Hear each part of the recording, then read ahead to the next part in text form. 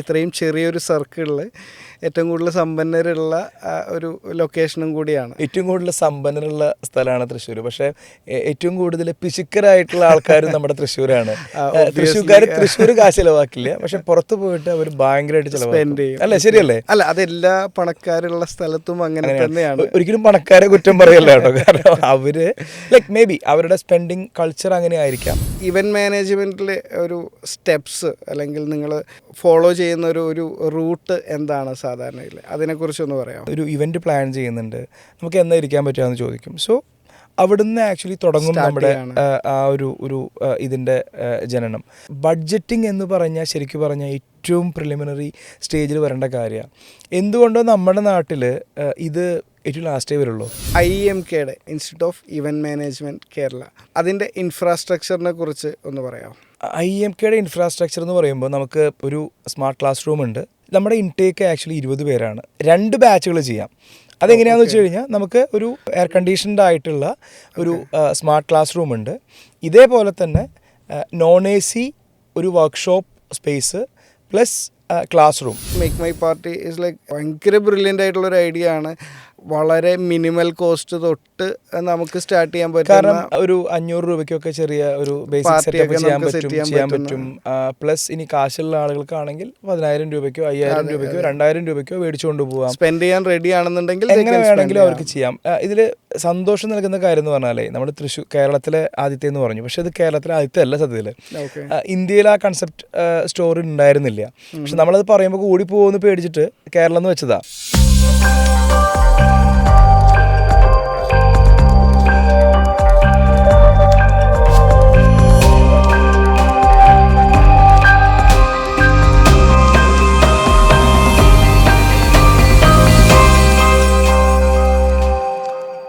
ഈ ഒരു കോഴ്സ് പഠിച്ചിറങ്ങുന്ന ഒരു സ്റ്റുഡൻറ്റിനെ സംബന്ധിച്ച് ഏതൊക്കെ റോളുകളിൽ അല്ലെങ്കിൽ ഏതൊക്കെ ഇൻഡസ്ട്രിയിൽ ജോലിക്കുള്ളൊരു സ്കോപ്പ് ഉണ്ട്, അതിനെക്കുറിച്ചൊന്ന് പറയാമോ? ഇവന്റ് മാനേജ്മെൻറ്റ് ഇൻഡസ്ട്രി എന്ന് പറയുന്നത് നേരത്തെ പറഞ്ഞ പോലെ തന്നെ ഹോസ്പിറ്റാലിറ്റി ഇൻഡസ്ട്രി ആയിട്ട് വളരെ കണക്റ്റഡ് ആയിട്ട് നിൽക്കുന്നത് കൊണ്ട് തന്നെ ഇവന്റ് മാനേജർ എന്നുള്ള ഒരു ടാഗ് ലൈൻ ഇപ്പോൾ ഇൻഡസ്ട്രിയുടെ ഉള്ളിൽ ഇവന്റ് കമ്പനീസിൻ്റെ ഉള്ളിലല്ലാതെ ഇപ്പോൾ ശരിക്കും പറഞ്ഞാൽ ഒരുപാട് വലിയ കൺവെൻഷൻ സെൻറ്റേഴ്സ് വരുന്നുണ്ട്. എല്ലാ കൺവെൻഷൻ സെൻറ്റേഴ്സിൻ്റെ ആളുകൾ പുതിയതായിട്ട് തുടങ്ങുന്ന സമയത്ത് അല്ലെങ്കിൽ അവർക്ക് ഒരു അസിസ്റ്റൻസിനെ വേണം, അല്ലെങ്കിൽ ഒരു കോറായിട്ടുള്ളൊരു ഇവന്റ് മാനേജറെ വേണം. ഇനി അതുമല്ല, പുതിയതായിട്ട് എത്ര പ്രോപ്പർട്ടീസാണ് ഹോട്ടൽസ് വരുന്നത് കേരളത്തിൽ. എന്തുകൊണ്ടാണ്? അപ്പോൾ നമ്മൾ എല്ലാവരും പണ്ട് മുതൽ കേട്ടിട്ടുള്ളത് ദൈവങ്ങളുടെ സ്വന്തം നാട്, ഗോഡ്സ് ഓൺ കൺട്രി എന്ന് പറഞ്ഞിട്ട് ടൂറിസത്തെ പ്രൊമോട്ട് ചെയ്യുന്ന ഒരു സംവിധാനമാണ് നമ്മൾ കണ്ടിട്ടുള്ളത്. പക്ഷേ ശരിക്കും പറഞ്ഞു കഴിഞ്ഞാൽ നമ്മുടെ നാടിന് ടൂറിസം വേണം, പക്ഷെ ആ ഒരു ഷിഫ്റ്റ് വേണ്ടത് ഏറ്റവും ബ്യൂട്ടിഫുൾ ആയിട്ടുള്ള വെഡ്ഡിങ് ഡെസ്റ്റിനേഷനാണ് കേരളം. ആ വെഡ്ഡിങ് ഡെസ്റ്റിനേഷൻ എന്നുള്ള രീതിയിൽ ഒരുപാട് ഡെസ്റ്റിനേഷൻ സാധ്യതകൾ നമുക്കുണ്ട്. ഏറ്റവും കൂടുതൽ എന്താ പറയുക പോസിബിലിറ്റീസ് ഉള്ള ബീച്ചസ് നമ്മുടെ കേരളത്തിലാണ്, ബാക്ക് വാട്ടേഴ്സ് നമ്മുടെ കേരളത്തിലാണ്, ഹിൽ സ്റ്റേഷൻസ് നമ്മുടെ കേരളത്തിലാണ്. ഇത്രയും ഇന്ത്യയിലെ ഏറ്റവും ബ്യൂട്ടിഫുൾ ആയിട്ടുള്ള അല്ലെങ്കിൽ മോസ്റ്റ് ഫേമസ് ആയിട്ടുള്ള ലൊക്കേഷൻസ് എല്ലാം ഇവിടെ ഉണ്ട്. തീർച്ചയായിട്ടും. അപ്പോൾ ഇത്രയും വൈവിധ്യങ്ങളുള്ള ഒരു സ്ഥലത്ത് ഇപ്പോൾ നോക്കൂ, നമ്മുടെ ബേക്കൽ, കാസർഗോഡ് ഉള്ള ബേക്കൽ എന്ന് പറയുന്ന സ്ഥലത്ത് താജിൻ്റെ പ്രോപ്പർട്ടി തന്നെ വരുന്നത് എത്ര വലിയ ഹ്യൂജ് പ്രോപ്പർട്ടിയാണ് വരുന്നത്. അവിടെ ആ ഒരു entire area is going to change. അപ്പോൾ അവിടെ വരുന്ന സാധ്യത, ജോലി സാധ്യത, അതിൽ ഡെഫിനറ്റ്ലി അവിടെ ഒരുപാട് ഇവൻറ്റ് മാനേജേഴ്സിന് ആവശ്യമുണ്ട്, ഇവൻറ്റ് പ്ലാനേഴ്സിന് ആവശ്യമുണ്ട്. സൗത്ത് എൻഡിലേക്ക് നോക്കുകയാണെങ്കിൽ കേരളത്തിൻ്റെ വിഴിഞ്ഞം പദ്ധതി ഇപ്പോൾ സ്റ്റാർട്ട് ചെയ്തു. അപ്പോൾ അതിൻ്റെ ഒരുപാട് റിലേറ്റ് ചെയ്തിട്ടുള്ള സാധ്യതകൾ, റോഡ് പോലെയുള്ള ഇൻഫ്രാസ്ട്രക്ചർ, അപ്പോൾ ഇതൊക്കെ നമ്മുടെ ഒരു ഡെസ്റ്റിനേഷൻ വെഡ്ഡിങ് മാത്രമല്ല, എനിക്ക് തോന്നുന്നു അതിനെ റിലേറ്റ് ചെയ്തിട്ടുള്ള corporate events, corporate package tours, ഇതിനൊക്കെയുള്ള സാധ്യതകളുണ്ട്. അപ്പോൾ ഒരു വലിയൊരു ഓപ്പർച്യൂണിറ്റീസാണ് ഇത് പഠിച്ചിറങ്ങുന്ന സ്റ്റുഡൻസിന് കാത്തിരിക്കുന്നത്. അറ്റ് ദ സെയിം ടൈം പലപ്പോഴും ഒരു ഇവൻറ്റ് മാനേജർ എന്ന് പറയുമ്പോൾ ഒരു സാധാരണക്കാരനെ സംബന്ധിച്ച് ഒരു കല്യാണ പരിപാടി അല്ലെങ്കിൽ ഒരു കാറ്ററിങ് അല്ലെങ്കിൽ ഡെക്കറേഷൻ ചെയ്യുന്ന, പക്ഷേ അതിനപ്പുറത്തോട്ടാണ്, അല്ല അതും ഒരു സെഗ്മെൻറ്റാണ്. പക്ഷേ അതുപോലെ തന്നെ സീരിയസ് ആയിട്ടുള്ള ഒരുപാട് ഇപ്പോൾ കോർപ്പറേറ്റ് ഇവൻറ്റ്സ് ആണെങ്കിലും അങ്ങനെയുള്ള ഒരുപാട് ഇവൻറ്റ്സ് അതിനുള്ള ഒരു സ്കോപ്പ് ഉണ്ട്. അപ്പോൾ ആസ് എ ഫോട്ടോഗ്രാഫർ ഒരു പ്രൊഡക്ഷൻ എന്ന് പറയുമ്പോൾ എനിക്കറിയാം അതിനൊരു പ്രീ പ്രൊഡക്ഷൻ ഉണ്ട്, ഒരു പ്രൊഡക്ഷൻ ടൈമുണ്ട്, ഒരു പോസ്റ്റ് പ്രൊഡക്ഷൻ ടൈമുണ്ട്. അപ്പോൾ ഇവൻറ്റ് മാനേജ്മെൻറ്റിലെ ഒരു സ്റ്റെപ്സ് അല്ലെങ്കിൽ നിങ്ങൾ ഫോളോ ചെയ്യുന്ന ഒരു റൂട്ട് എന്താണ് സാധാരണയിൽ, അതിനെക്കുറിച്ചൊന്ന് പറയാം. ഫോളോ ചെയ്യുന്ന റൂട്ട് എന്ന് പറഞ്ഞു കഴിഞ്ഞാൽ ലൈക്ക് ഡെഫിനറ്റ്ലി ഏതൊരു ഇവൻറ്റിനും അതിൻ്റെ ഒരു പ്രീ പ്രൊഡക്ഷൻ സ്റ്റേജ് ഉണ്ടാവും. പ്രീ പ്രൊഡക്ഷൻ എന്ന് പറയുന്ന സമയത്ത് ഒരു എന്തൊക്കെയാണ് ക്ലൈൻറ്റ് ഒരു ഇവൻറ്റ് പ്ലാൻ ചെയ്യുന്ന സമയത്ത് തന്നെ പല ഇപ്പോൾ എൻ്റെ പേഴ്സണൽ ഒരു എക്സ്പീരിയൻസിൽ ഒരുപാട് ക്ലയൻറ്റുകൾ അല്ലെങ്കിൽ majority of my client definitely date fix ചെയ്യുമ്പോൾ അങ്ങനെ ഒരു പരിപാടി പ്ലാൻ ചെയ്യുമ്പോൾ ദേ വിൽ കോൾ, ഒരു ഇവൻറ്റ് പ്ലാൻ ചെയ്യുന്നുണ്ട്, നമുക്ക് എന്നാ ഇരിക്കാൻ പറ്റുകയെന്ന് ചോദിക്കും. സോ അവിടുന്ന് ആക്ച്വലി തുടങ്ങും നമ്മുടെ ആ ഒരു ഇതിൻ്റെ ജനനം. ശരിക്കും പറഞ്ഞാൽ ആ ഒരു സമയത്ത് നെക്സ്റ്റ് ഒരു മീറ്റിങ്ങിൽ നമ്മൾ ഒരുമിച്ചിരുന്നു കൊണ്ടാണ് ആ ഒരു ഇവൻറ്റിനെ ഡെവലപ്പ് ചെയ്യുന്നത്. നമ്മൾ വിളിക്കുന്ന ഗസ്റ്റുകൾ ആരൊക്കെയാണ്, അല്ലെങ്കിൽ എത്ര വലിയ ക്രൗഡിനെയാണ് വിളിക്കുന്നത്. ബഡ്ജറ്റിംഗ് എന്ന് പറഞ്ഞാൽ ശരിക്കും പറഞ്ഞാൽ ഏറ്റവും പ്രിലിമിനറി സ്റ്റേജിൽ വരേണ്ട കാര്യമാണ്. എന്തുകൊണ്ടോ നമ്മുടെ നാട്ടിൽ ഇത് ഏറ്റവും ലാസ്റ്റേ വരുള്ളൂ, എന്നിട്ട് കാശുണ്ടായില്ല എന്നുള്ള രീതിയിൽ അല്ലേ, ശരിയല്ലേ? അവസാനം എന്നിട്ട് അയ്യോ അത് നമുക്ക് അവിടെ അവസാനം ഇതൊക്കെ കട്ടിങ് വരുന്നത് ഇവന്റിന്റെ ക്വാളിറ്റിയിലാണ് കട്ട് ചെയ്യുന്നത്. ലാസ്റ്റ് ഇപ്പോൾ വീഡിയോ പ്രൊഡക്ഷനിൽ ഏറ്റവും ലാസ്റ്റ് പേയ്മെന്റ് കിട്ടുന്ന ആളാണ് എഡിറ്റർ എന്ന് പറയുന്ന പോലെ ഒരു ഇവന്റ് നടക്കുമ്പോൾ ഇതെല്ലാം ഓർഗനൈസ് ചെയ്തിട്ട് ഏറ്റവും ലാസ്റ്റ് പേയ്മെന്റ് കിട്ടുന്ന ഒരാളാണ് ഇവന്റ് മാനേജർ. അങ്ങനെ ഞാൻ സമ്മതിക്കില്ല. കാരണം എന്താ വെച്ചാൽ നമ്മൾ ആക്ച്വലി ചെയ്യുന്ന ഇവന്റുകളിൽ ലൈക്ക് നമ്മൾ തീർച്ചയായിട്ടും ഒരു ടേംസ് ആൻഡ് കണ്ടീഷൻസ് വെച്ചിട്ടുള്ള ടൈം ഷീറ്റ് ഉണ്ടാവും. പ്രൊഫഷണലിസത്തിന്റെ ഭാഗമാണ്. അപ്പോൾ അല്ല, ഞാൻ അതാ പറഞ്ഞേ, ഇപ്പോൾ പ്ലാനിങ് സ്റ്റേജിൽ തന്നെ നമ്മൾ ബഡ്ജറ്റിംഗ് വെച്ചുകൊണ്ട് തന്നെ ഒരു ഇവൻറ്റിനെ അപ്രോച്ച് ചെയ്യുമ്പോൾ ആ ഇവൻറ്റ് ശരിക്കും പറഞ്ഞാൽ ഭംഗിയായിട്ട് നടക്കുകയാണ് ചെയ്യുക, ഏറ്റവും ഭംഗിയായിട്ട് നടക്കുകയാണ് ചെയ്യുക. ഒരിക്കലും കാശ് കുറഞ്ഞതുകൊണ്ട് ഇവൻറ്റിൻ്റെ ക്വാളിറ്റി കുറയരുത് എന്ന് വിചാരിക്കുന്ന ആളുകളാണ് ഇങ്ങനെ പ്ലാൻ ചെയ്യുള്ളൂ. അപ്പോൾ നമ്മൾ ആദ്യം ഈ പ്രീ പ്ലാനിങ്ങിൽ ഇതൊക്കെ വരണം. നമുക്ക് അവർക്കൊരു ധാരണ വേണം, നമ്മുടെ ഇവൻ്റ് എങ്ങനെ വേണം എന്നുള്ളത് ക്ലയൻറ്റിന് ധാരണ വേണം. അത് കറക്റ്റായിട്ട് നമുക്ക് പാസ് ഓൺ ചെയ്ത് തന്നാൽ നമുക്കിതിനെ ബ്യൂട്ടിഫൈ ചെയ്ത് ഗംഭീരമാക്കി കൊടുക്കാം. അത് ഏത് ഇവൻറ്റ് മാനേജർക്കും, എക്സ്പീരിയൻസ്ഡ് ആയിട്ടുള്ള ഏത് ഇവൻറ്റ് മാനേജർക്കും ഈ പറഞ്ഞ രീതിയിൽ ചെയ്യാനായിട്ട് സാധിക്കും. ഇപ്പോൾ പല സ്ഥലത്തും അവിടെ പ്രശ്നമുണ്ടായി, അല്ലെങ്കിൽ അവിടെ ചെറിയ പ്രശ്നം ഉണ്ടായി എന്നൊക്കെ പറഞ്ഞിട്ട് പലരും പറഞ്ഞു കേൾക്കുന്നതൊക്കെ ഞാൻ വിശ്വസിക്കുന്നത് ഒരിക്കലും അതൊരു ഇവൻറ്റ് മാനേജറുടെ പ്രശ്നമായിട്ട് തോന്നുന്നില്ല എനിക്ക്. മോസ്റ്റ് പ്രോബബ്ലി ഞാനൊരിക്കലും ക്ലയൻറ്റിനെയും കുറ്റം പറയല്ല. അവർക്ക് ഒരു പക്ഷേ ഒരു ആസ് എ കൺസൾട്ടൻറ്റ് അവർക്ക് പ്രോപ്പറായിട്ടുള്ള ഗൈഡൻസ് കൊടുക്കാത്തതിൻ്റെ പേരിലുണ്ടായിട്ടുള്ള മിസ്റ്റേക്ക് ആയിരിക്കാം. അപ്പോൾ അതുകൊണ്ട് തന്നെ ഞാൻ ആക്ച്വലി എപ്പോഴും ഞാൻ എൻ്റെ ക്ലയൻസിൻ്റെ അടുത്ത് പറയാം, ഞാൻ ബേസിക്കലി ഒരു ഇവൻറ്റ് കൺസൾട്ടൻ്റ് ആണെന്നാണ് ഞാൻ പറയുക. ഒരു ഇവൻറ്റ് നമ്മുടെ അടുത്ത് വരുന്ന സമയത്ത് ഒരിക്കലും ആ ഇവൻറ്റ് കിട്ടിക്കൊള്ളണം എന്നുള്ള രീതിയിലല്ല നമ്മളതിനെ അപ്രോച്ച് ചെയ്യുക. അവർക്ക് എന്താണ് വേണ്ടതെന്ന് കേട്ട് അവർക്ക് വേണ്ട കാര്യത്തിനനുസരിച്ചുള്ള സജഷൻസ് കൊടുത്തിട്ട് പ്രോപ്പർലി കൺസൾട്ട് ചെയ്തുകൊണ്ട് ഇഫ് ദേ ആർ ഇൻട്രസ്റ്റഡ് നമുക്ക് ചെയ്യാം എന്നുള്ളതാണ് ഞാൻ പറയാം. ബിക്കോസ് നമ്മുടെ ടൈം ഷീറ്റ് എന്താണെന്ന് കറക്റ്റായിട്ട് പറഞ്ഞ് അതും അവർ ഓക്കെ ആവണം. എല്ലാ പരിപാടിയും കഴിഞ്ഞിട്ട് അവസാനം എന്താ പറയുക, എല്ലാവരുടെയും ഇത് കഴിഞ്ഞതിന് ശേഷം കാശ് തരേണ്ട ഒരു വിഭാഗമല്ല ഇവൻറ്റ് മാനേജ്മെൻറ്റ് ഇൻഡസ്ട്രിയിലെ ആൾക്കാർ. കാരണം ഏറ്റവും കൂടുതൽ സ്ട്രെയിൻ എടുക്കുന്ന, ഉറക്കമൊഴിക്കുന്ന, ഏറ്റവും കൂടുതൽ ഇവൻറ്റിൻ്റെ എന്ന് പറഞ്ഞാൽ അവരുടെ ബിഗ് ഡേ, ആ ഒരു ഇവൻറ്റ് ഇപ്പോൾ ഫോർ എക്സാമ്പിൾ ഒരു വെഡ്ഡിങ് ആയിക്കോട്ടെ, ആ ഒരു ബ്രൈഡിൻ്റെയും ഗ്രൂമിൻ്റെയും ബിഗ് ഡേ എന്ന് പറയുന്നത് അങ്ങനെ ആക്കി തീർക്കുന്നത് ഇതിൻ്റെ പിന്നിൽ പ്രവർത്തിക്കുന്ന ഇവൻറ്റ് മാനേജർ മാത്രമല്ല, ആ ഒരു കമ്പനിയുടെ പിന്നിൽ നിൽക്കുന്ന ഒരുപാട് വെൻഡേഴ്സ് ഉണ്ട്, പ്രൊഡക്ഷൻ കമ്പനി സ്റ്റാഫ്സ് ഉണ്ട്. സോ ഇവരൊക്കെ കൂടിയിട്ട് ഉറക്കം കളഞ്ഞിട്ടാണ് ചെയ്യണേ. സോ അതിൻ്റെ പേയ്മെൻറ്റ് ആക്ച്വലി കൊടുക്കുക എന്നുള്ളത് എല്ലാവരുടെയും ഇതാണ്. ഈ ഒരു പ്രൊഡക്ഷൻ ഡേ അല്ലെങ്കിൽ ഇവൻറ്റ് മാനേജറുടെ ഭാഷയിൽ ഇവൻറ്റ് ഡേ, ഓക്കെ, അതിൽ നോർമലി ഏതൊക്കെ ഡിപ്പാർട്ട്മെൻറ്റ്സ് ആണ് ഇൻവോൾവ് ആയിട്ടുള്ളത്? അല്ല, അത് ഡിപ്പെൻഡിങ് ഓൺ ദി ഇവൻറ്റ്. ഇപ്പോൾ വെഡ്ഡിങ് ആണെങ്കിൽ ഡെഫിനറ്റ്ലി ചിലപ്പോൾ ആർട്ടിൻ്റെ ഒരു ഇതുണ്ടായിരിക്കും, പ്രൊഡക്ഷൻ ടീം തന്നെ അതിൻ്റെ ഉള്ളിൽ സ്പ്ലിറ്റ് ഉണ്ടായിരിക്കും. എന്ന് പറഞ്ഞാൽ AV ഉണ്ടാവും, ആർട്ട് ഉണ്ടാവും, അതുപോലെ തന്നെ ഈ ഫോട്ടോ വീഡിയോഗ്രാഫിയുടെ ഒരു സൈഡ് ഉണ്ടാവും, കാറ്ററിങ്ങിൻ്റെ സൈഡ് ഉണ്ടാവും, എൻ്റർടൈൻമെൻറ്റ് ഇതിൻ്റെ സൈഡ് ഉണ്ടായിരിക്കും, സെക്യൂരിറ്റി അല്ലെങ്കിൽ HR-ൻ്റെ ആ ഒരു വലിയ ഒരു വിഭാഗം ഉണ്ടായിരിക്കും. സോ ഇതൊരു ശരിക്കും പറഞ്ഞാൽ ഒരു പ്രൊജക്റ്റ് മാനേജ്മെൻ്റ് ആണ്. അപ്പോൾ പ്രോപ്പറായിട്ട് നമ്മൾ എഡ്യൂക്കേറ്റ് ചെയ്യുക. അപ്പോൾ എഡ്യൂക്കേഷൻ എന്ന് പറയുന്നത് നമുക്ക് നമ്മുടെ ഇൻഡസ്ട്രീനെ പറ്റി നമുക്ക് നല്ല എഡ്യൂക്കേഷൻ ഉണ്ടാവണം, നമ്മൾ എഡ്യൂക്കേറ്റഡ് ആവണം.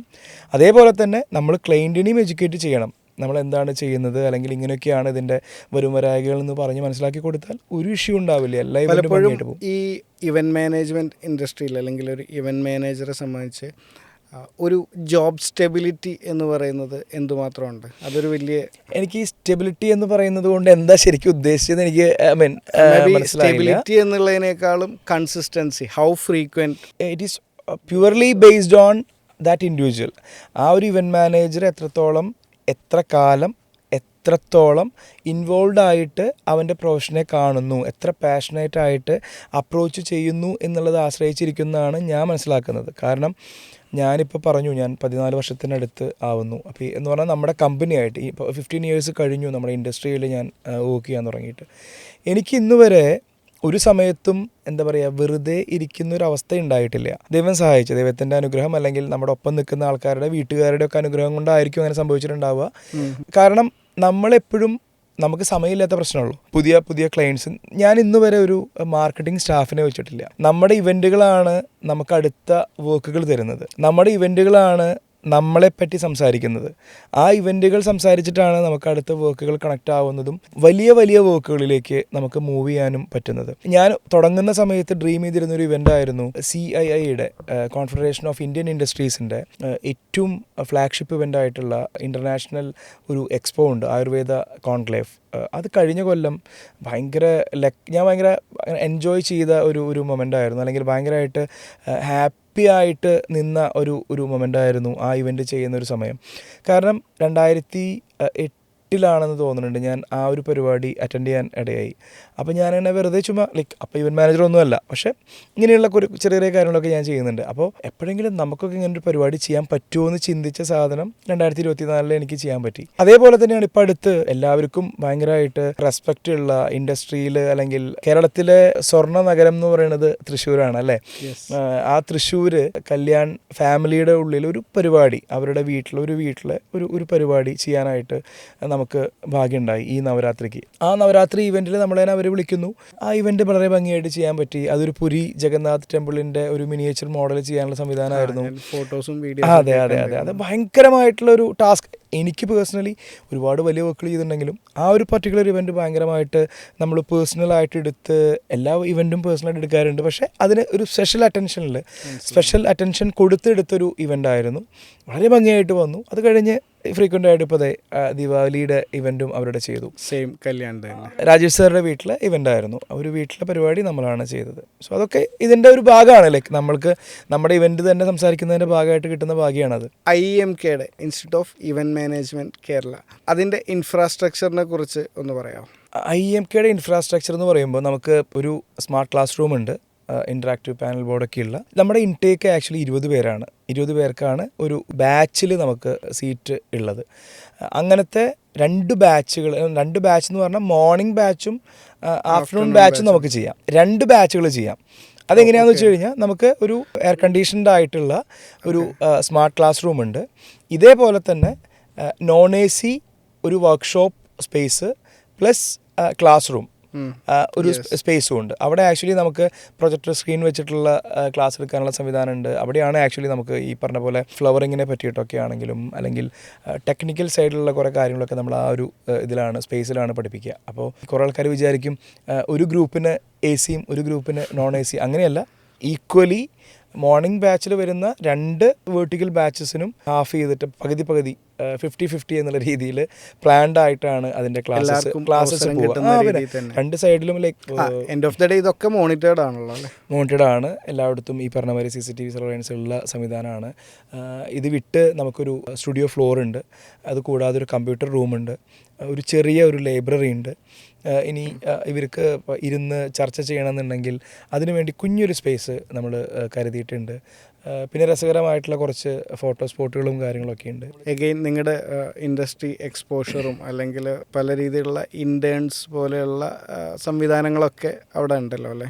തീർച്ചയായിട്ടും. കാരണം ഇത് നമ്മുടെ ലോഞ്ച് ഇവൻ്റ് തൃശ്ശൂർ MP-യും കേന്ദ്രമന്ത്രിയുമായിട്ടുള്ള ശ്രീ സുരേഷ് ഗോപി സാറാണ് വന്നിട്ട് ചെയ്തത്, നമ്മുടെ IEMKയുടെ ലോഞ്ച് ചെയ്തത്. സോ അത് ഉണ്ടായ ആ ഒരു വേദിയിൽ നമ്മുടെ ഇവൻ്റ് ഇൻഡസ്ട്രിയുടെ കേരള അസോസിയേഷൻ്റെ പ്രസിഡൻ്റ് ഉണ്ടായിരുന്നു, ജനറൽ സെക്രട്ടറി ഉണ്ടായിരുന്നു. So industry support already extended ആണ്. ഇപ്പോൾ തൃശ്ശൂരിൻ്റേതായിട്ടുള്ള തൃശ്ശൂർ ജില്ലയുടെ അസോസിയേഷൻസ് പ്രസിഡൻറ്റും ഉണ്ടായിരുന്നു. സോ ഇൻഡസ്ട്രിയുടെ സൈഡിൽ നിന്ന് ഉറപ്പായിട്ടും 100% നമുക്ക് കൈകോർത്തിട്ട് തന്നെയാണ് നിൽക്കുന്നത്. എല്ലാവർക്കും ഇൻറ്റേൺഷിപ്പ് എന്ന് പറയുന്നതിനുള്ള സംവിധാനം ഗ്യാരണ്ടീഡാണ്. പിന്നെ ഒരു ഗ്യാരണ്ടി പറയാനുള്ളത്, ആദ്യത്തെ ഫസ്റ്റ് ബാച്ചിന് 100% പ്ലേസ്മെൻറ്റ് അത് ഞങ്ങളുടെ ഗ്യാരണ്ടിയാണ്. കാരണം ഫസ്റ്റ് ബാച്ചിന് മാത്രം നമുക്ക് കൊടുക്കാൻ പറ്റുന്ന കാര്യമാണ്. അപ്പോൾ അത് എന്തായാലും എത്ര പേര് വരും, എങ്ങനെ വരും എന്നൊക്കെ നമുക്ക് നോക്കാം. എന്നാണ് നമ്മളൊരു ഫസ്റ്റ് ബാച്ച് സ്റ്റാർട്ട് ചെയ്യാൻ ഉദ്ദേശിക്കുന്നത്? നമ്മുടെ ലോഞ്ച് ഇവൻറ്റ് കഴിഞ്ഞ് 29-ാം തീയതി Thrissur corporation mayor Varghese sir നമ്മുടെ ഇൻസ്റ്റിറ്റ്യൂട്ടിൻ്റെ ഓപ്പണിംഗ് ചെയ്തു. അപ്പോൾ അന്ന് തന്നെ അഡ്മിഷൻ പ്രോസസ്സ് സ്റ്റാർട്ട് ചെയ്തിട്ടുണ്ട്. ഇപ്പോൾ ഓൺലൈനായിട്ട് www.iemk.in അതിൽ കയറി കഴിഞ്ഞാൽ അപ്ലൈ നൗ എന്ന് പറഞ്ഞിട്ട് അഡ്മിഷൻ പ്രോസസ്സിൻ്റെ ഇത് ഓൺലൈൻ ലൈവാണ് ഇപ്പോൾ. അപ്പോൾ ആളുകൾക്ക് അതിൽ അപ്ലൈ നൗവിൽ കയറി കഴിഞ്ഞാൽ ഒരു ഫോമുണ്ട്. ആ ഫോം ഫില്ലപ്പ് ചെയ്ത് താഴെ 2500 രൂപയാണ് നമുക്ക് അപ്ലിക്കേഷൻ ഫീ വരുന്നത്, ഇനീഷ്യൽ ഫീ വരുന്നത്. ആ ഫീ അടച്ചുകൊണ്ട് നമുക്ക് അപ്ലൈ ചെയ്യാം. ദെൻ ജസ്റ്റ് ഒന്ന് നമ്മളതിൻ്റെ അവരുടെ ക്വാളിഫിക്കേഷൻ സൈഡിലാണെങ്കിലും അവരുടെ ബാക്ക്ഗ്രൗണ്ട് ആണെങ്കിലും ഒന്ന് നോക്കി, നമ്മൾ ക്വാളിഫൈഡ് ആയിട്ടുള്ള ആൾക്കാരാണെങ്കിൽ ഉറപ്പായിട്ടും അവർ 24 മണിക്കൂറിനുള്ളിൽ തന്നെ അവർക്ക് കോൾ പോവും, അവരെ വിളിക്കും. അവർക്ക് തീർച്ചയായിട്ടും ചെയ്യേണ്ട കാര്യം അവർ വന്ന് ഇൻസ്റ്റിറ്റ്യൂട്ട് കാണുക എന്നുള്ളതാണ്.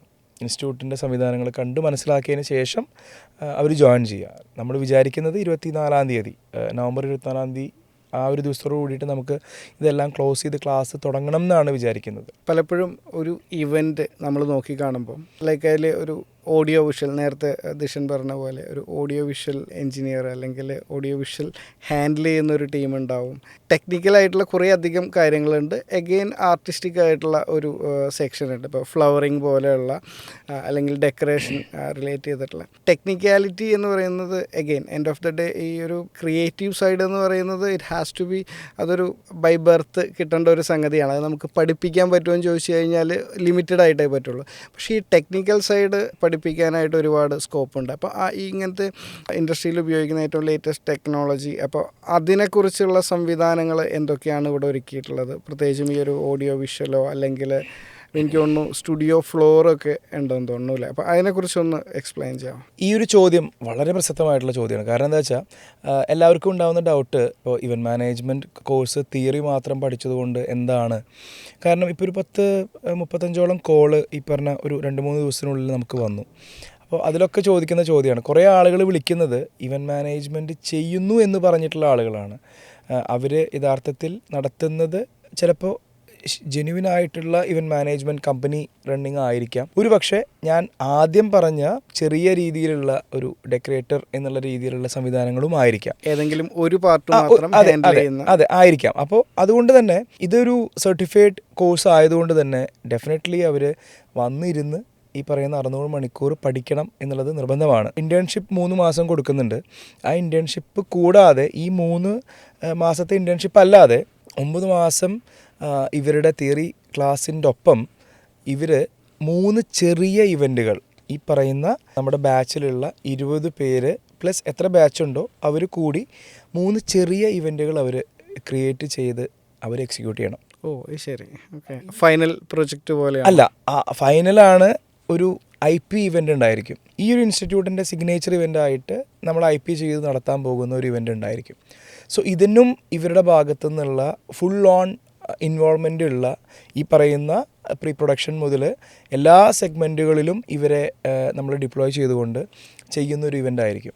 സോ ഇവർക്കൊക്കെ ഇൻഡിവിജ്വൽ മീറ്റിങ്സും അല്ലെങ്കിൽ കമ്പൈൻഡ് ആയിട്ടുള്ള മീറ്റിങ്സും കൊടുത്തുകൊണ്ട് അതെങ്ങനെ ഇവർക്ക് ലൈവായിട്ട് എക്സിക്യൂഷൻ സൈഡിൽ എങ്ങനെ നിൽക്കണം അല്ലെങ്കിൽ എങ്ങനെ നിൽക്കാം എന്നുള്ളതൊക്കെ അവർക്ക് തന്നെ നമ്മുടെ ഈ ഒരു പീരീഡിൽ അവർക്ക് എക്സ്പീരിയൻസ് ചെയ്യാൻ പറ്റും. ഇത് കൂടാതെ ഇതിന് ശേഷം അവർ ഈ പറഞ്ഞ അവേഴ്സ് അവർ കംപ്ലീറ്റ് ചെയ്ത് കഴിഞ്ഞാൽ അവർക്ക് 3 മാസത്തെ internship programme, if they excel, ഈ പറയണ ഉറപ്പായിട്ടും ആ കമ്പനീസ് അവരെ എടുക്കും. കാരണം എല്ലാ കമ്പനീസിനും വലിയ സ്കേഴ്സിറ്റി ഉണ്ട്. നല്ല സ്കില്ലുള്ള പ്രൊഫഷണൽസിനെ അവർക്ക് എല്ലാവർക്കും ആവശ്യമുണ്ട്. അത്രയധികം കമ്പനീസ് ഉണ്ടെന്നേ നമ്മുടെ കേരളത്തിൽ. കാരണം 1500-ലധികം കമ്പനികളുണ്ട്. ലൈവായിട്ട് നിൽക്കുന്ന നല്ല രീതിയിൽ ഇവൻറ്റ് ചെയ്യുന്ന 10,500 കമ്പനികളുണ്ട് ഇവിടെയൊക്കെ സാധ്യതകളാണ്. ഇതൊക്കെ സാധ്യതകളാണ്. പ്ലസ് 1000-ലധികം ഹോട്ടലുകളുണ്ട്. നമ്മുടെ തൃശ്ശൂർ 5 സ്റ്റാർ ഹോട്ടൽസിൻ്റെ എണ്ണം തന്നെ ഒരുപാട് ഇനി വരുന്നു. ഒരുപാട് പുതിയ 5 സ്റ്റാർ ഹോട്ടൽസ് വരുന്നു, റിസോർട്ടുകൾ വരുന്നു. സോ ഇതാണ് നമ്മുടെ പൊട്ടൻഷ്യൽ. കേരളം എന്ന് പറയുന്നത് വളരെ ചെറുതാണ്, പക്ഷേ ഇവിടെയുള്ള പ്രൊഡക്ടിവിറ്റി അല്ലെങ്കിൽ ഇവിടുത്തെ പൊട്ടൻഷ്യൽ എന്ന് പറയുന്നത് ഭയങ്കര ഹ്യൂജാണ്. അഗെയിൻ തൃശ്ശൂർ തന്നെ എനിക്ക് തോന്നുന്നു ഏറ്റവും കൂടുതൽ സമ്പന്നരുള്ളൊരു ഇത്രയും ചെറിയൊരു സർക്കിളിൽ ഏറ്റവും കൂടുതൽ സമ്പന്നരുള്ള ഒരു ലൊക്കേഷനും കൂടിയാണ്. അപ്പോൾ ഏറ്റവും കൂടുതൽ സമ്പന്നരുള്ള സ്ഥലമാണ് തൃശ്ശൂർ. പക്ഷേ ഏറ്റവും കൂടുതൽ പിശുക്കരായിട്ടുള്ള ആൾക്കാരും നമ്മുടെ തൃശ്ശൂരാണ്. തൃശ്ശൂർക്കാർ തൃശ്ശൂർ കാശ് ചിലവാക്കില്ല, പക്ഷെ പുറത്ത് പോയിട്ട് അവർ ഭയങ്കരമായിട്ട് സ്പെൻഡ് ചെയ്യും. അല്ലേ, ശരിയല്ലേ? അല്ല, അതെല്ലാ പണക്കാരുള്ള സ്ഥലത്തും അങ്ങനെ തന്നെയാണ്. ഒരിക്കലും പണക്കാരെ കുറ്റം പറയല്ല കേട്ടോ. കാരണം അവര് മേ ബി അവരുടെ സ്പെൻഡിങ് കൾച്ചർ അങ്ങനെ ആയിരിക്കാം. പക്ഷേ എന്തുകൊണ്ടോ ഏറ്റവും കൂടുതൽ ഇവൻറ്റുകൾ, നല്ല ഇവൻറ്റുകൾ നടക്കുന്നത്, വലിയ ഇവൻറ്റുകൾ നടക്കുന്ന ഒരു സ്ഥലങ്ങൾ, പല സ്ഥലങ്ങളിൽ ഒന്നാണ് ശരിക്കും പറഞ്ഞാൽ തൃശ്ശൂർ. ഫെസ്റ്റിവൽ, ഏറ്റവും വലിയ ഫെസ്റ്റിവൽ പള്ളിപ്പെരുന്നാള് ഏറ്റവും വലിയ ഒരു ഫെസ്റ്റിവൽ, ഏറ്റവും വലിയ സെലിബ്രേഷൻ നടക്കുന്ന ഒരു സ്ഥലമാണ് അത്. പൂരമായിക്കോട്ടെ, പെരുന്നാളായിക്കോട്ടെ, നേർച്ച ആയിക്കോട്ടെ, അല്ലെങ്കിൽ ബോണ്ണത്താലെ, അല്ലെങ്കിൽ മെഗാ തിരുവാതിര, അങ്ങനെ പല പുലിക്കളി, ഇതൊക്കെ ഒരു റിലീജിയൻ ബേസ്ഡ് അല്ലാതെ തന്നെ എല്ലാവരും ആഘോഷിക്കുന്ന, ഭയങ്കര മതസൗഹാർദ്ദത്തിൽ എല്ലാവരും ഇൻവോൾവ് ചെയ്ത് ചെയ്യുന്ന ഒരു സംഭവമാണ്. അവിടെയും എനിക്ക് തോന്നുന്നു വരും കാലങ്ങളിൽ ഒരു ഇവന്റ് മാനേജറുടെ ഒരു പ്രസൻസ് ഒക്കെ അതിനെ കൂടുതൽ ഭംഗിയാക്കാനുള്ള ഒരു സ്കോപ്പ് ഉണ്ട്. ചില കമ്മിറ്റിക്കാര്, പള്ളി കമ്മിറ്റിക്കാർ ഇപ്പോൾ നിങ്ങൾ മൊത്തമായിട്ട് ഇവന്റ് എടുക്കുമെന്ന് ചോദിക്കാൻ തുടങ്ങി. സോ ഇതൊക്കെ സാധ്യതയാണ്. ഇനി പള്ളി കമ്മിറ്റിയിൽ ഇപ്പൊ കമ്മിറ്റി അവര് ചെണ്ടക്കാരെ ഏൽപ്പിക്കുന്നത് തൊട്ട് എൻ ടു എൻ പരിപാടികൾ ചെയ്യുന്നുണ്ടെന്ന്. അതെ, ഓൾറെഡി എനിക്ക് തോന്നുന്നു ഇവിടുത്തെ പല പൂരങ്ങളുടെയും പെരുന്നാളുകളുടെയൊക്കെ വേർഷൻസ് ഗൾഫിലും അമേരിക്കയിലും ഒക്കെ ആയിട്ട് നടക്കുന്നുണ്ട്. അപ്പോൾ ഇതൊക്കെ ഒരു സാധ്യതകളാണ്. 3 കൺട്രീസിൽ നടക്കുന്നുണ്ട് പറഞ്ഞ മാതിരി. അതെ അതെ, അതൊക്കെ ഭയങ്കര കണ്ണിങ് ആയിട്ട് ചെയ്യുന്ന ഒരു ഇവന്റ് മാനേജ്മെന്റ് എക്സിക്യൂഷൻ സൈഡാണ് അത്. അതെ അതെ, ഒരു ഐഡിയ കൊടുക്കുന്നത് തൊട്ട് അതിൻ്റെ ഒരു, കാരണം ഇത്രയും വലിയൊരു ക്രൗഡിനെ, കാരണം ഇപ്പോൾ ഒരു ബാൻഡ് സെറ്റ് ആണെങ്കിൽ ചെണ്ടക്കാർ, വലിയൊരു ക്രൗഡിനെ, ഡാൻസേഴ്സ്, ഇവരൊക്കെ അബ്രോഡ് എത്തിച്ച് അവിടെ ഇതൊരു പെർഫോം ചെയ്യുന്നു. വലിയൊരു ഹ്യൂജ് മണി ഇൻവോൾവ് ആണ്, എക്സിക്യൂഷൻ പാർട്ട് തന്നെ. അപ്പോൾ അങ്ങനെയുള്ളൊരു വലിയ സാധ്യതകളുണ്ട്, പ്രത്യേകിച്ചും ഇങ്ങനെ ഒരു ലൊക്കേഷനിൽ. അപ്പോൾ ശരിക്കും ഈ തൃശ്ശൂർ തന്നെ സെലക്ട് ചെയ്യാനുള്ളൊരു കാരണം ഇപ്പോൾ ഈ ഫെസ്റ്റിവൽസോ അല്ലെങ്കിൽ ഇങ്ങനത്തെ ഒരു സെലിബ്രേഷനാണോ, അതോ കേരളത്തിൻ്റെ നടുക്കായതുകൊണ്ടാണോ, അല്ലെങ്കിൽ വേറെ എന്തെങ്കിലും റീസൺസ് ഉണ്ടോ? അല്ല, ഇതിൽ പറഞ്ഞ എല്ലാ കാര്യങ്ങളും നമുക്ക് വെക്കാം. ഇതൊക്കെ മാറ്റി നിർത്തിയിട്ട് ഞാൻ ജനിച്ചത് തൃശ്ശൂരാണ്.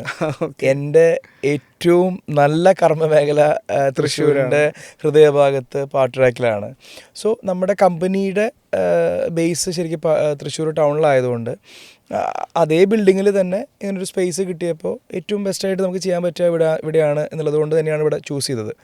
ഇനി ഇതിനെ കളറാക്കി പറയണമെന്നുണ്ടെങ്കിൽ സാംസ്കാരിക തലസ്ഥാനമായ തൃശ്ശൂർ, അല്ലെങ്കിൽ ലേണിംഗ് സിറ്റി, ഇനി അതുമല്ലെങ്കിൽ ഈ നേരത്തെ പറഞ്ഞ മാതിരി സെൻറ്ററാണ്, നടുഭാഗം നമ്മൾ തൃശ്ശൂർക്കാരാണ്.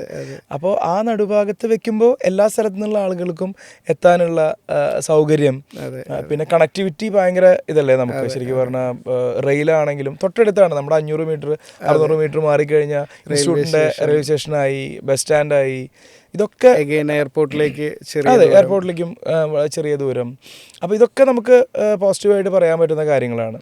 അപ്പോൾ ഇതൊക്കെ കണ്ടുകൊണ്ട് നമുക്ക് ഈ ഇൻഡസ്ട്രീനെ സപ്പോർട്ട് ചെയ്യാൻ പറ്റുമെന്ന് പ്രതീക്ഷിക്കുന്നു. എന്തായാലും ദിഷൻ്റെ സ്ഥാപനം പാട്ട്രാക്കിൽ ഹാർട്ട് ഓഫ് ദ സിറ്റിയാന്ന് പറയുമ്പോൾ തന്നെ നിങ്ങളുടെ എക്സിസ്റ്റിംഗ് വെഞ്ചേഴ്സിനെ കുറിച്ച് ഒന്ന് പറയാമോ?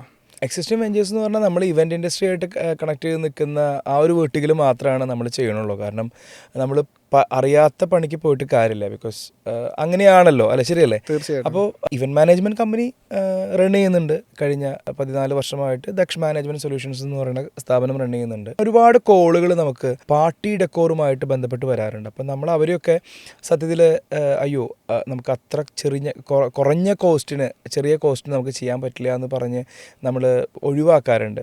ശരിക്കും അത് ഒഴിവാക്കുക എന്നുള്ള തോന്നൽ മനസ്സിൽ വന്നപ്പോഴാണ് എന്തുകൊണ്ട് അങ്ങനെയുള്ള ഒരു കാറ്റഗറി ക്രൗഡിനെ നമുക്ക് സെർവ് ചെയ്യാനായിട്ട് ഒരു പാർട്ടി ഡെക്കോ സ്റ്റോർ തുടങ്ങിക്കൂടാ എന്നുള്ള ചിന്ത വന്നത്. അങ്ങനെ തുടങ്ങിയതാണ് മേക്ക് മൈ പാർട്ടി എന്ന് പറയുന്ന പാർട്ടി ഡെക്കോർ റെൻ്റൽ സ്റ്റോർ. ആ ഒരു കൺസെപ്റ്റ് ശരിക്കും പറഞ്ഞു കഴിഞ്ഞാൽ എല്ലാത്തിനും കേരളത്തിലെ ആദ്യത്തെ എന്ന് പറയുമ്പോൾ കുറേ ആളുകൾ എന്നെ അറിയുന്ന കുറേ ആൾക്കാർ കളിയാക്കും, ലൈക്ക് ഇതും അങ്ങനെയാണോ എന്ന് ചോദിച്ചിട്ട്. പക്ഷേ സത്യത്തിൽ അങ്ങനെ ആയതുകൊണ്ട് നമ്മൾ പറഞ്ഞു പോണതാണ്. അപ്പോൾ നമ്മൾ തുടങ്ങിയ സമയത്ത് ഭയങ്കര വൈറലായി കുറേ വീഡിയോസ്. ട്രഡീഷണൽ ആയിട്ടുള്ള ഒരു കോൺസെപ്റ്റ് എന്ന് ഭയങ്കര വ്യത്യാസമായിട്ടുള്ളൊരു സ്ഥാപനമാണത്. ശരിക്കും ഇപ്പം നമ്മൾ നാട്ടിൽ മേശയും കസേരയും വാടകയ്ക്ക് കൊടുക്കുന്ന കടകൾ കണ്ടിട്ടുണ്ട്. ഇനി പൂ വേണമെന്നുണ്ടെങ്കിൽ പൂക്കട ഉണ്ട്. പക്ഷേ ഇതൊക്കെ കസ്റ്റമൈസ് ചെയ്യാൻ പറ്റുമെന്ന് ചോദിച്ചു കഴിഞ്ഞാൽ ഇപ്പോൾ നമുക്കൊരു ബൊക്കെ വേണം, കസ്റ്റമൈസ് ചെയ്യാൻ പറ്റില്ല, പേര് ഒട്ടിച്ചിട്ടുള്ള ഒരു ബൊക്കെ വേണമെന്ന് പറഞ്ഞാൽ അതിന് 2 ദിവസം എടുക്കും. ലൈക്ക് ആ രീതിയിലുള്ളൊരു ഡിലേ പലപ്പോഴും ഉണ്ടാവും. അല്ലെങ്കിൽ അത് ചിലപ്പോൾ ആക്സസബിൾ ആയിരിക്കില്ല, എല്ലാ സിറ്റീസിലും ഉണ്ടാവില്ല. അപ്പോൾ ഇത് ഞാൻ കണ്ടിട്ടുള്ള make my party is like ഭയങ്കര ബ്രില്യൻ്റ് ആയിട്ടുള്ളൊരു ഐഡിയ ആണ്. വളരെ മിനിമൽ കോസ്റ്റ് തൊട്ട് നമുക്ക് സ്റ്റാർട്ട് ചെയ്യാൻ പറ്റും. കാരണം ഒരു 500 രൂപയ്ക്കൊക്കെ ചെറിയ ഒരു ബേസിക് സെറ്റപ്പ് ചെയ്യാൻ പറ്റും. പ്ലസ് ഇനി കാശുള്ള ആളുകൾക്കാണെങ്കിൽ 10,000 രൂപയ്ക്കോ 5,000 രൂപയ്ക്കോ 2,000 രൂപയ്ക്കോ മേടിച്ചുകൊണ്ട് പോകാം. സ്പെൻഡ് ചെയ്യാൻ റെഡി ആണെന്നുണ്ടെങ്കിൽ എങ്ങനെ വേണമെങ്കിലും അവർക്ക് ചെയ്യാം. ഇതിൽ സന്തോഷം നൽകുന്ന കാര്യം എന്ന് പറഞ്ഞാലേ, നമ്മൾ തൃശ്ശൂർ കേരളത്തിലെ ആദ്യത്തെ എന്ന് പറഞ്ഞു, പക്ഷെ അത് കേരളത്തിലെ ആദ്യത്തെ അല്ല സത്യത്തിൽ. ഇന്ത്യയിൽ ആ കൺസെപ്റ്റ് സ്റ്റോർ ഉണ്ടായിരുന്നില്ല. പക്ഷെ നമ്മളത് പറയുമ്പോൾ കൂടി പോകുമെന്ന് പേടിച്ചിട്ട് കേരളം എന്ന് വെച്ചതാ. ഏറ്റവും സന്തോഷം നൽകുന്ന കാര്യം, സൗത്ത് ഇന്ത്യയിൽ നമ്മുടെ ആന്ധ്രാപ്രദേശിൽ ഒരു കമ്പനി ഇപ്പോൾ റീസെൻ്റ്ലി 6 മാസമായിട്ടുള്ള തുടങ്ങിയിട്ട് അവർ ഹ്യൂജ് ആയിട്ട് ചെയ്യുന്നുണ്ട്. അവർ ഭയങ്കര പ്രൊമോഷൻ കൊടുത്ത് ചെയ്യാം. സെയിം സംഭവം പക്ഷെ അവർ ഹോൾസെയിൽ സപ്ലൈ കൂടി ചെയ്യുന്നുണ്ട്. അപ്പോൾ നമ്മുടെ ആ കൺസെപ്റ്റ് ഈവൻ നമ്മുടെ വീഡിയോ അവർ യൂസ് ചെയ്തിട്ടുണ്ട്. നമ്മുടെ ഇവന്റിന്റെ വീഡിയോ നമ്മുടെ പേജിലിട്ടത് അവർ യൂസ് ചെയ്തിട്ട് അവർ പ്രൊമോട്ട് ചെയ്യുന്നുണ്ട്. നമ്മുടെ എനിക്ക് തോന്നുന്നു തെലങ്കാനയിലുള്ള ഒരു കമ്പനി ഇതുപോലെ കുറെ സ്ഥലങ്ങളിൽ ഇപ്പോൾ തുടങ്ങിയിട്ടുണ്ട്. ഇപ്പൊ ഈവൻ കേരളത്തില് കോഴിക്കോട്, കണ്ണൂരൊക്കെ നമ്മുടെ ഡ്യൂപ്ലിക്കേറ്റ് മോഡല് ലൈക്ക് വന്നിട്ടുണ്ട്.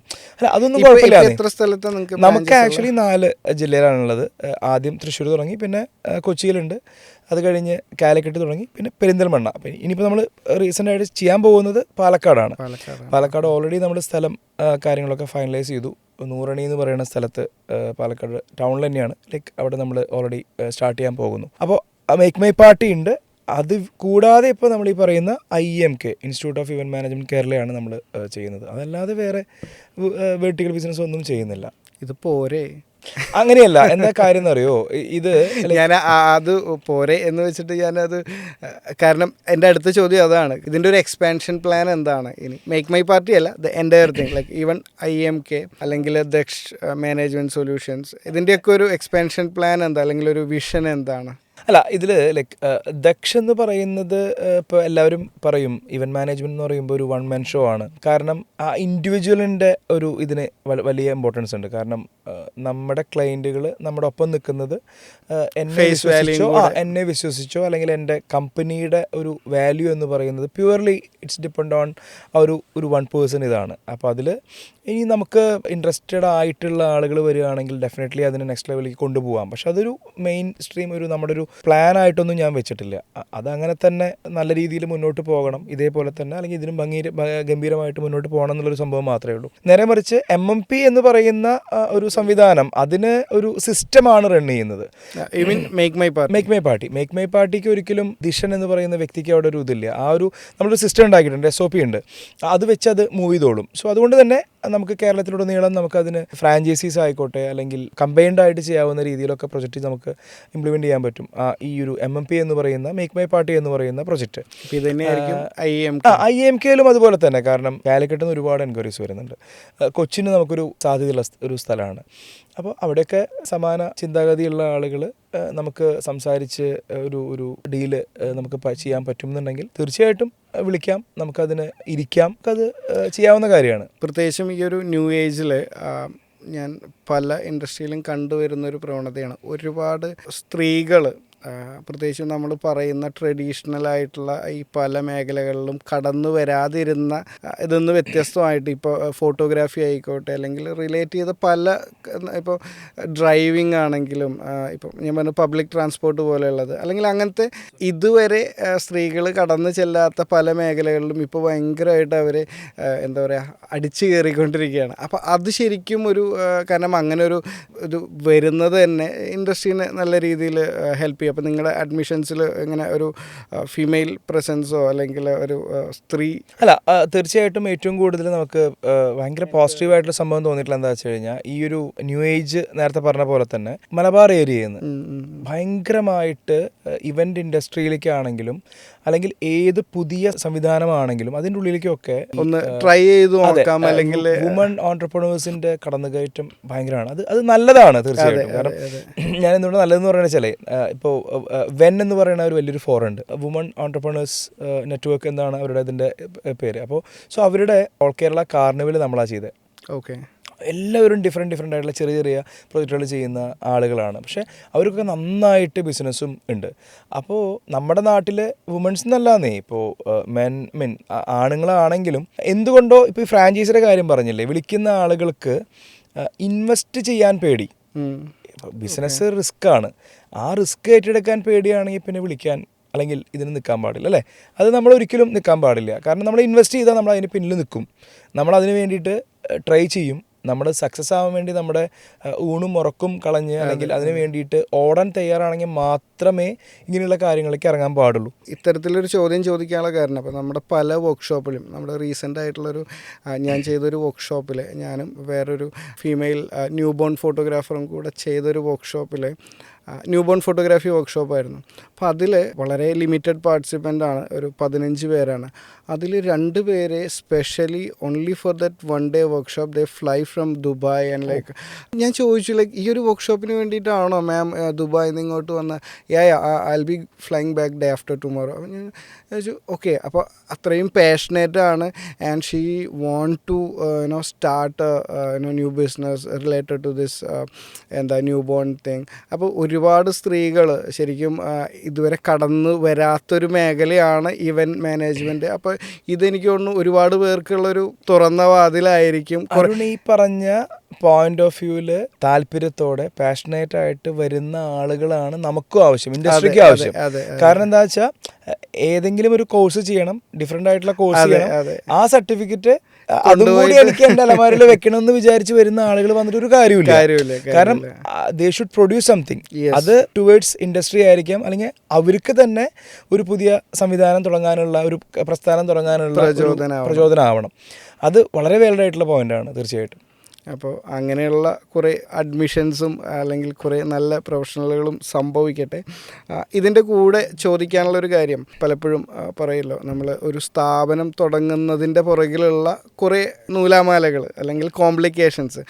അപ്പോൾ how good the government support for starting this institute in terms of approvals അല്ലെങ്കിൽ അറിയാലോ അതിലൊരു പോയിന്റ് എന്ന് വെച്ച് കഴിഞ്ഞാൽ ഒരുപാട് ആളുകൾക്ക് ചിലപ്പോൾ ഇൻടേക്ക് പറ്റുന്ന ഒരു സാധനമാണിത്. എന്താ കാര്യം എന്ന് വെച്ചാൽ 2021 നമ്മൾ ഈ പ്രൊജക്റ്റായിട്ട് ഇറങ്ങിയതാണ്, 2020 ഇറങ്ങിയതാണ്. 2020-21 സമയത്ത് മുൻ മന്ത്രിയായിട്ടുള്ള KT ജലീൽ സാറിനെ കാണുന്നുണ്ടായി. ജലീൽ സാർ ആക്ച്വലി ഞാൻ കൊണ്ടുപോയി വെച്ച ആ ഒരു ഫയല് നോക്കാതെ എന്നോട് പ്രൊജക്റ്റ് സംസാരിക്കാൻ പറയുകയും, ഞാൻ പ്രൊജക്റ്റിൻ്റെ ഒരു ജസ്റ്റ് ബ്രീഫ് പറഞ്ഞപ്പോൾ ഓൺ ദ സ്പോട്ട് ആൾ പറഞ്ഞു അടിപൊളി കൺസെപ്റ്റാണ്, ബ്രില്യൻ്റ് ആയിട്ടുള്ള ഒരു എഡ്യൂക്കേഷൻ, ഒരു സിസ്റ്റം, ഈ ഒരു സംവിധാനം ഇൻഡസ്ട്രിക്ക് വേണ്ടതാണ് എന്ന് പറഞ്ഞിട്ട് അപ്പം തന്നെ കൈ തന്ന് ആളൊരു ചെറിയൊരു പേപ്പർ എടുത്ത് എനിക്ക് ഓപ്പൺ യൂണിവേഴ്സിറ്റിയുടെയും അതുപോലെ തന്നെ ഡിജിറ്റൽ യൂണിവേഴ്സിറ്റിയുടെയും VCസിൻ്റെ നമ്പറും കുറിച്ച് തന്ന് ഒരു ചെറിയൊരു സൈനൊക്കെ ചെയ്ത് അവരെ പോയി കാണാൻ പറഞ്ഞു. അത്ര സപ്പോർട്ടിംഗ് ആയിരുന്നു ആ ഒരു പർട്ടിക്കുലർ മനുഷ്യൻ. അൺഫോർച്ചുനേറ്റ്ലി ഞാൻ ഈ സംവിധാനം നമുക്ക് കിട്ടിയ പോസിറ്റിവിറ്റിയിൽ നമ്മൾ അവരെ അപ്രോച്ച് ചെയ്യുന്നു. ദേ ആക്ച്വലി നമ്മളെ വെൽക്കം ചെയ്തു. ഇങ്ങനെയല്ല വരേണ്ടത് എന്ന് പറഞ്ഞു. നമ്മൾ പ്രോപ്പർ ചാനലിൽ അതിൻ്റെ ഇത് ചെയ്യുന്നു. 25 ലക്ഷം രൂപ ബാങ്കിൽ നിന്ന് ലോൺ എടുത്തിട്ട് ബിൽഡിങ് പണിയുന്നു, ഇൻഫ്രാസ്ട്രക്ചർ ഒരുക്കുന്നു. ആ ഒരു സംവിധാനം എന്ന് പറഞ്ഞു കഴിഞ്ഞാൽ പ്രിവ്യൂ തിയേറ്ററും സൗണ്ട് സ്റ്റുഡിയോയും 3 സ്റ്റുഡിയോ ഫ്ലോറുകൾ, വെർച്വൽ ഇവൻ്റ് എന്ന് പറയുന്ന സംവിധാനം. സത്യത്തിൽ വീണ്ടും എന്തുകൊണ്ടോ ഇവൻ്റ് നിന്നപ്പോൾ കൊറോണ സമയത്ത് നമ്മളാണ് തുടക്കം കുറിച്ച് സൗത്ത് ഇന്ത്യയിൽ. അതിൻ്റെ ഭാഗമായിട്ട് 46ഓളം ഇവൻറ്റുകൾ കേരളത്തിലും അല്ലെങ്കിൽ നാഷണൽ ലെവലുള്ള പരിപാടി നമുക്ക് ചെയ്യാനായിട്ട് സാധിച്ചു. കേന്ദ്ര ഗവൺമെൻറ്റിൻ്റെ പവർ ഗ്രിഡ് കോർപ്പറേഷൻ്റെ ലോഞ്ച് നമ്മളാണ് ചെയ്തത്. അത് NIC ടീം വന്ന് നമ്മളെ ഇവാലുവേറ്റ് ചെയ്ത് നമ്മളെ അപ്രൂവ് ചെയ്ത് നമ്മൾ ചെയ്ത പ്രൊജക്റ്റാണ്.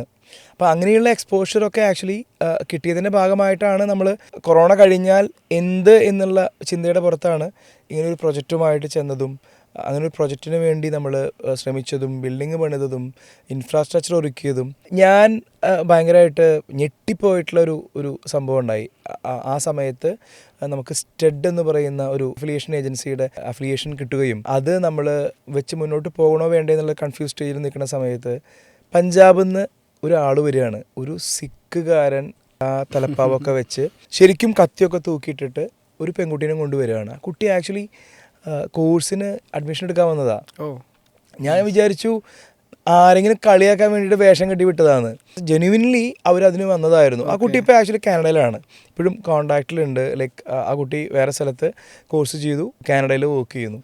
അപ്പോൾ അന്ന് എന്തുകൊണ്ടോ സാങ്കേതിക കാരണങ്ങൾ പറഞ്ഞ് നമുക്ക് ആ പ്രോജക്റ്റ് നടത്താൻ പറ്റിയില്ല.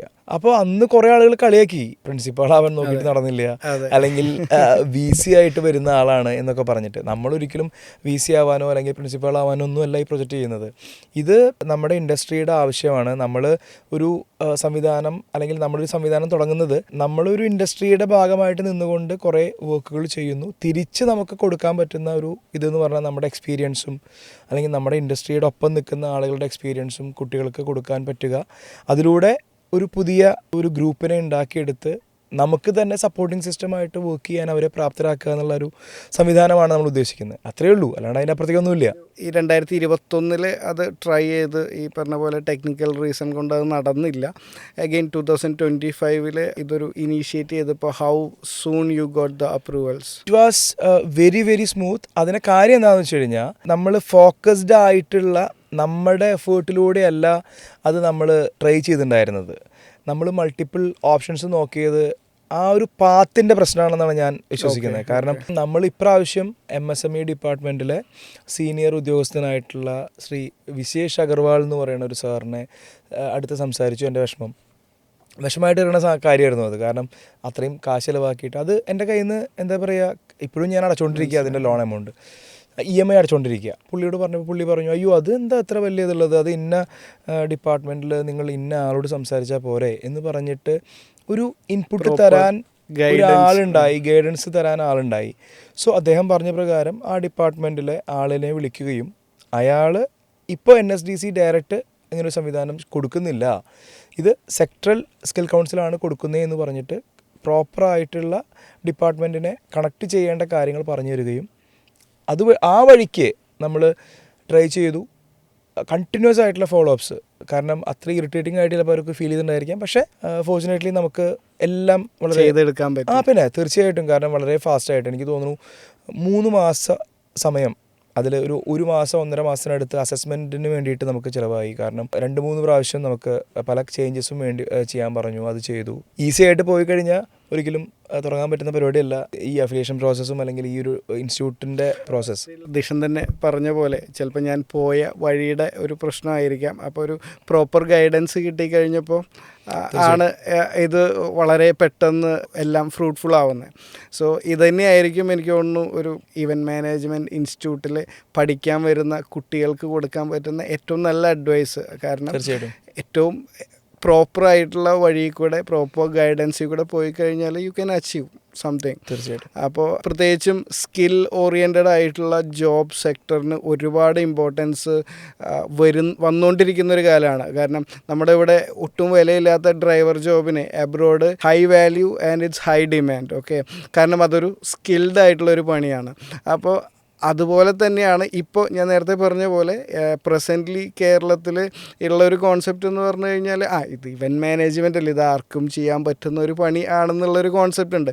അതൊന്ന് മാറി ഇതൊരു സ്കിൽ ബേസ്ഡ് ആയിട്ടുള്ളൊരു പ്രോഗ്രാമാണെന്നും അല്ലെങ്കിൽ ജോബാണെന്നും അതിനെ ആ രീതിയിലുള്ളൊരു പ്രൊഫഷണലിസത്തോടെ മാത്രം അപ്രോച്ച് ചെയ്തുകൊണ്ട് അച്ചീവ് ചെയ്യാനും പറ്റുവാണെങ്കിൽ അപ്പോൾ അതിനൊരു പ്രോപ്പർ ഗൈഡൻസും ഈ രീതിയിലുള്ളൊരു പ്രോപ്പർ ബാക്കപ്പും കൂടെ കൊടുക്കാൻ പറ്റുമെങ്കിൽ നത്തിങ് ലൈക്ക് ഇറ്റ്. കാരണം ഇതൊരു ഒരുപാട് പേർക്ക് മുന്നോട്ടുള്ളൊരു വഴിയായിരിക്കും.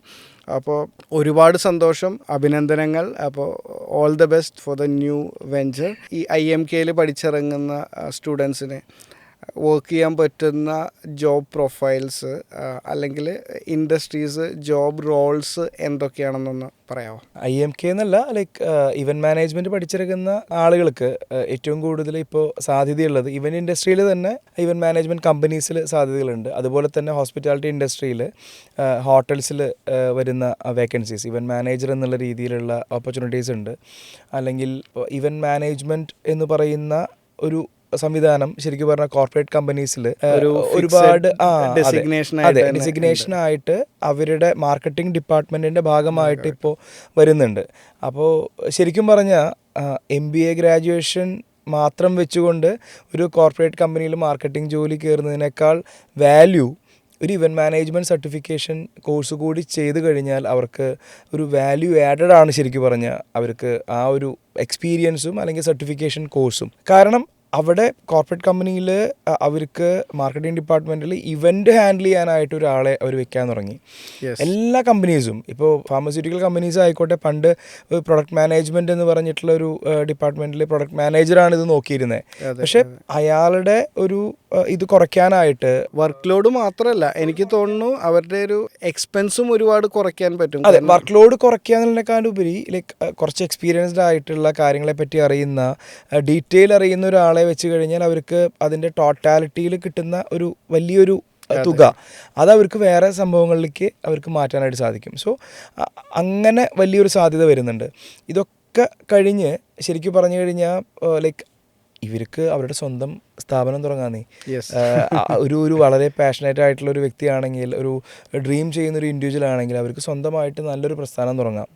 അപ്പോൾ ഇതൊക്കെ സാധ്യതകളാണ്. പ്രത്യേകിച്ചും കേരളത്തിൽ ആളുകളുടെ ജനങ്ങളുടെ ഒരു സെലിബ്രേഷൻ മോഡ് മാറിയിട്ടുണ്ട്. നേരത്തെ ഉണ്ടായിരുന്നതിനേക്കാളും. നേരത്തെ ഒരു സെലിബ്രേഷൻ എന്നൊക്കെ പറഞ്ഞു കഴിഞ്ഞാൽ ഞാൻ പറഞ്ഞ പേഴ്സണൽ ഇവൻറ്റ്സ് എന്ന് പറയുന്നത് വെഡ്ഡിങ് ആണ് ഏറ്റവും വലിയ സെലിബ്രേഷൻ. ഇപ്പോൾ സത്യം പറഞ്ഞാൽ സെലിബ്രേഷൻ എന്ന് പറയുന്നത് വെഡ്ഡിങ്ങിന് മുന്നേ പ്രീ വെഡ്ഡിങ്, പിന്നെ വെഡ്ഡിങ്, പോസ്റ്റ് വെഡ്ഡിങ്, ഇത് കഴിഞ്ഞ് 6 മാസമായി കഴിഞ്ഞ ഒരു വെഡ്ഡിങ്, ഒരു സെലിബ്രേഷൻ, ഫസ്റ്റ് ആനിവേഴ്സറി, പിന്നെ അപ്പോഴേക്കും കൊച്ചാവുന്നതിൻ്റെ കൊച്ചിൻ്റെ നൂലുകെട്ട് ഷവർ, ആ ഒരു കുട്ടിയുടെ ഫോർമേഷൻ മുതൽ അങ്ങോട്ട് നമ്മൾ ഓരോ മാസത്തെയും ഫോട്ടോസ് ആഘോഷം തുടങ്ങുകയാണ്. അതിന് ശരിക്കും എല്ലാം ഇവന്റായിട്ട് എല്ലാം സെലിബ്രേറ്റ് ചെയ്യാൻ തുടങ്ങി. അതിന് ശരിക്കും പറഞ്ഞ ഇവന്റ് ഇൻഡസ്ട്രി നമ്മൾ എന്താ പറയുക, ഫോട്ടോ വെച്ച് ആരാധിക്കേണ്ട ഒരു സംവിധാനം എന്ന് പറയുന്നത് കൊറോണ ദൈവത്തോടാണ്. കൊറോണ ദൈവം എന്ന് പറയുന്ന ഒരു സംവിധാനം വന്നതുകൊണ്ട്, കൊറോണ വന്നപ്പോൾ ആൾക്കാർക്ക് സ്പെൻഡ് ചെയ്യാൻ മടിയില്ലാണ്ടായി. ശരിക്കും അല്ലേ, ആലോചിച്ച് നോക്കൂ. കാരണം ആ ഒരു സമയം നമ്മൾ നേരത്തെ ഉണ്ടായിരുന്ന ഒരു ഹ്യൂജ് നമ്പർ ഓഫ് പാർട്ടിസിപ്പൻസ് കുറഞ്ഞ് കുറച്ചും കൂടെ ക്ലോസ്ഡ് ആയിട്ടുള്ള ഇവന്റുകൾ വെച്ചിട്ട്, പക്ഷെ നമ്പർ ഓഫ് ഇവന്റ്സ് കൂടി ചെറിയ പരിപാടികൾ, എന്നാൽ വളരെ കളർഫുൾ ആയിട്ടുള്ള സ്പെൻഡ് ചിലപ്പോൾ കുറവായിരിക്കും, പക്ഷെ മൾട്ടിപ്പിൾ ഇവന്റ്സ് വരുന്ന ഒരു സംവിധാനം ഉണ്ടായി. അറ്റൻഡ് ചെയ്യുന്നവർക്ക് കുറച്ചും കൂടെ ഭംഗിയായിട്ട് എൻജോയ് ചെയ്യാൻ തുടങ്ങി. പിന്നെ ഇതിൽ വേറെ കാര്യം എന്ന് പറഞ്ഞാൽ, ഇപ്പൊ നോർത്ത് ഇന്ത്യയിൽ അല്ലെങ്കിൽ പുറത്തൊക്കെ ഈ ഗെയിംസിനൊക്കെ ഇമ്പോർട്ടൻസ് ഉണ്ടായിരുന്നു. പക്ഷെ ഇവിടെ അത് ട്രെൻഡ് വന്നിട്ടില്ല. പക്ഷെ ഇപ്പൊ ഇവിടെ ഗെയിംസ് ഒക്കെ വെക്കാൻ തുടങ്ങിയ ആളുകൾ. സോ കോർപ്പറേറ്റ് ഇവന്റ്സിലും അത് ഈ ഐസ് ബ്രേക്കിംഗ് സെഷൻസ് ഒരുപാട് യൂസ് ചെയ്യുന്നുണ്ട്. ശരിക്കും പറഞ്ഞാൽ ഇൻഡസ്ട്രിയുടെ ആ ഒരു ഇത് തന്നെ മൊത്തത്തിൽ മാറ്റി മറക്കപ്പെട്ടു. കൊറോണ എന്ന് പറയുന്ന ഒരു ദൈവം അല്ലെ, ദൈവമല്ല, ശരിക്കും പറഞ്ഞാൽ ആ ഒരു വലിയൊരു എല്ലാവരും പേടിച്ചിരുന്ന സമയം കടന്നുപോയപ്പോൾ ആളുകളുടെ ചിന്താഗതി മാറി, സെലിബ്രേഷന്റെ മോഡ് മാറി. എല്ലാ ഇൻഡസ്ട്രിയിലും എനിക്ക് തോന്നുന്നു മാറ്റം സംഭവിച്ചിട്ടുണ്ട് അത് കാരണം കൊണ്ട്. സോ ഇതൊക്കെ എല്ലാം പോസിറ്റീവായിട്ട് കാണുന്നതിൻ്റെ ഭാഗമായിട്ട് നമ്മളതിനെ പോസിറ്റീവായിട്ട് കണ്ടു, അതിനെ മറികടന്നു അല്ലേ. അപ്പോൾ IMK എന്ന പുതിയ താങ്കളുടെ സംരംഭത്തിന് എല്ലാവിധ ആശംസകളും. ഒരുപാട് സ്റ്റുഡൻസിന്, കാരണം ട്രഡീഷണൽ ആയിട്ടുള്ള കോഴ്സ് അല്ലാതെ കുറച്ച് ഡിഫറെൻ്റ് ആയിട്ട് ചിന്തിക്കണം അല്ലെങ്കിൽ ചെയ്യണമെന്ന് ആഗ്രഹിക്കുന്നവർക്ക് ഒരു വലിയ സപ്പോർട്ടായിരിക്കും ഈ ഒരു ഇവൻറ്റ് മാനേജ്മെൻറ്റ് കോഴ്സ്. അപ്പോൾ എല്ലാവിധ ആശംസകളും നിങ്ങൾക്ക് മാത്രമല്ല, ഇവിടെ പഠിക്കാൻ വരുന്ന ഓൾറെഡി രജിസ്റ്റർ ചെയ്തിട്ടുള്ള സ്റ്റുഡൻസിനും ഇനി രജിസ്റ്റർ ചെയ്യാനിരിക്കുന്നവർക്കും എല്ലാവിധ ആശംസകളും. ഇൻഡസ്ട്രിയിലൊരു വലിയ മാറ്റം തന്നെ സംഭവിക്കട്ടെ എന്ന് ആശംസിച്ചുകൊണ്ട്, thanks to Dishan and Daksh management solutions and again the IMK. Thank you so much. ഒരുപാട് സന്തോഷം അരുൺ, ഈ പറഞ്ഞ സെഗ്മെൻറ്റിലൂടെ IMKയുടെ ഡീറ്റെയിൽസ് എല്ലാവരും അറിയട്ടെ. ഈ ഒരു ഓപ്പർച്യൂണിറ്റിക്ക് എല്ലാവിധ നന്ദിയും ഈ അവസരത്തിൽ ഞാൻ രേഖപ്പെടുത്തുകയാണ്. So thank you so much for the opportunity.